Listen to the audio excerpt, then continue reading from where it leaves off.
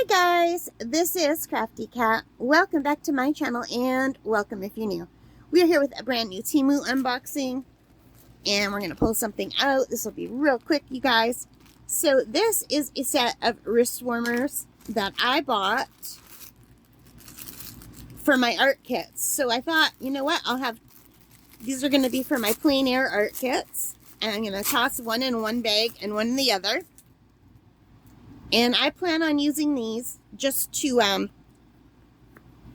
oh, maybe I won't. They're a little bit tight. Oh, I don't like anything tight around my wrist. But maybe they'll stretch out. I'll let you know. But what I thought is I could use these when I'm out and about just to wipe off my paintbrush. So I don't have to take paper towels with me everywhere. I thought that would be a good idea. And I'll let you know how that works. There are two of them. So I'm going to stick one in my big plein air bag right now. So this is my big plein air kit. That's pretty heavy. But it's really nice for carrying in the car. Or if I'm going somewhere like the park where I know there's a park bench I could sit at. Or a picnic table. This is nice to take for that. So I'm just going to put it in that pocket right here with all of my stuff.